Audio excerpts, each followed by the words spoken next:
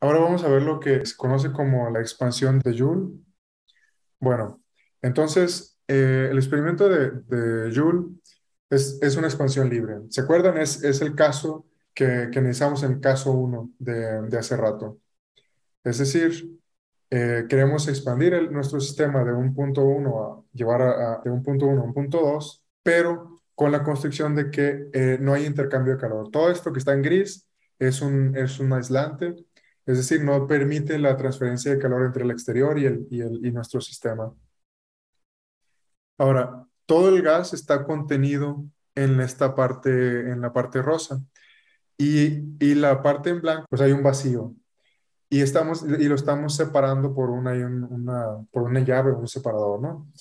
Entonces la idea es quitar esta llave y dejar que el gas se expanda y ocupe todo el volumen. Entonces, de nuevo, es el mismo caso que teníamos en el caso uno del análisis de de expansión volumétrica.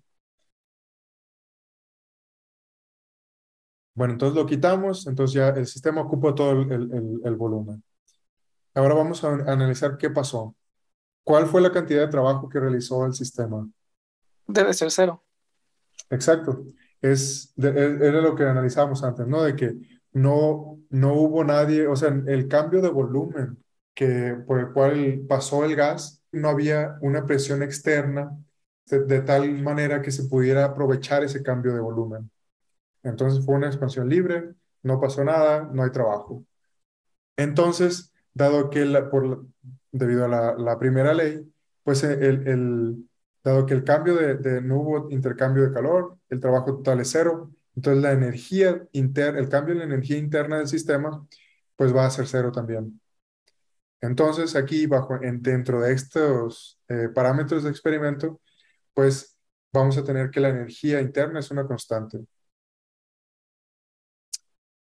Bueno, entonces sabemos que pues, la energía interna es una función de la temperatura y del volumen, asumiendo que tenemos ah, solo un mol de partículas y que no cambia. Entonces, dado que el cambio de energía es igual a cero, pues podemos hacer esta igualdad de que pues, cada una de las contribuciones tienen que ser iguales.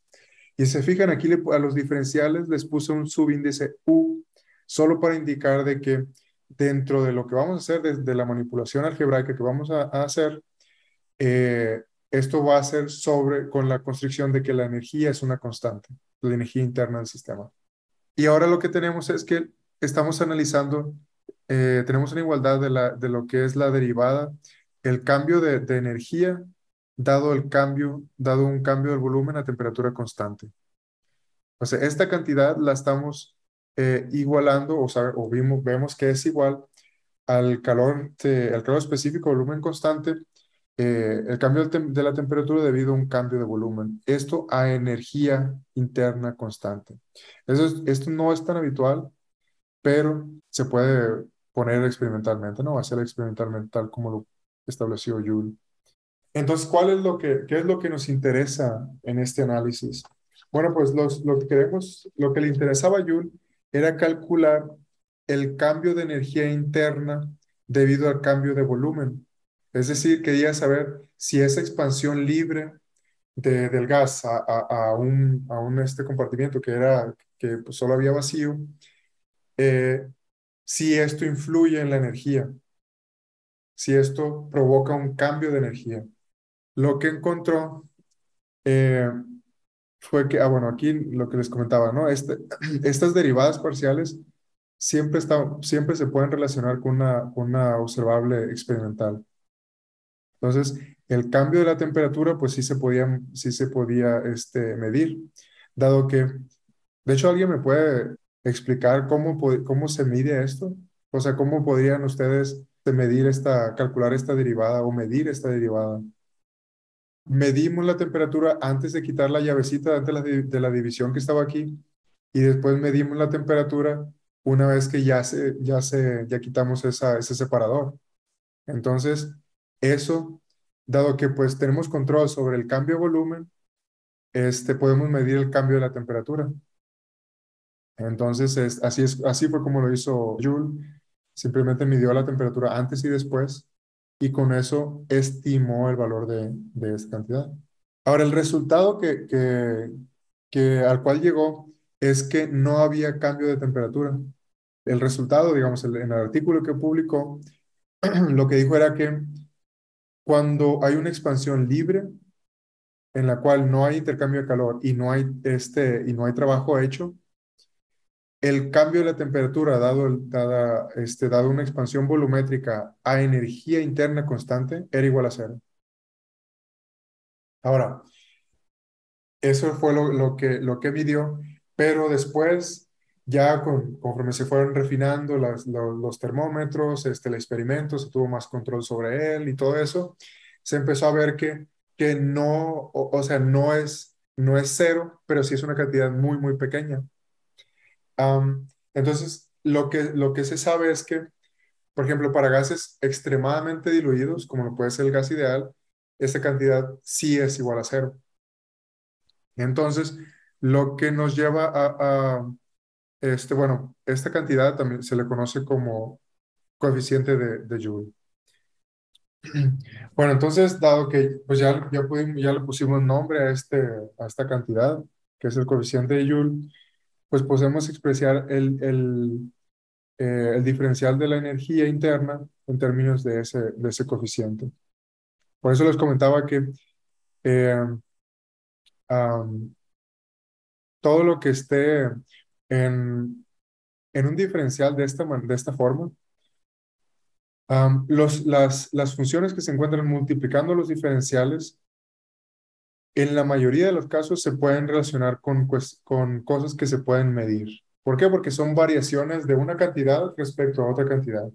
Entonces siempre se puede como crear un experimento para medir estas dependencias.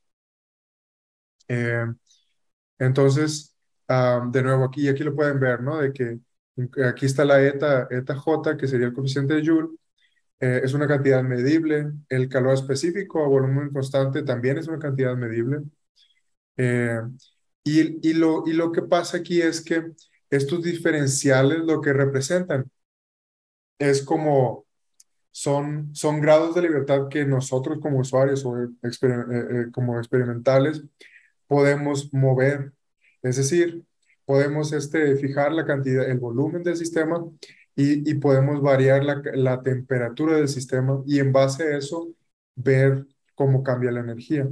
Entonces, recuerden, en termodinámica los diferenciales son como grados de libertades que se controlan en el experimento. Y lo que multiplica esos diferenciales son cantidades que podemos medir.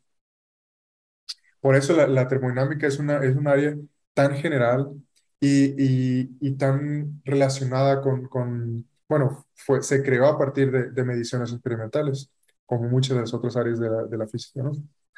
Eh, ok, entonces, ¿qué pasa cuando analizamos el gas ideal? Bueno, pues eh, lo que se encuentra es que para el gas ideal o gases extremadamente diluidos, este coeficiente es exactamente cero.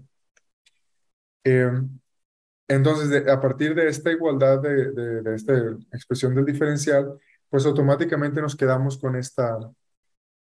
vemos que se reduce para el gas ideal de esta manera. Ahora, el calor específico a volumen constante, como les dije, es algo que se puede medir experimentalmente. Y para gases diluidos o el gas ideal, lo que se encuentra es que esto es una constante. Eh, entonces, lo que nos queda es que la energía interna del gas ideal solo depende de la temperatura.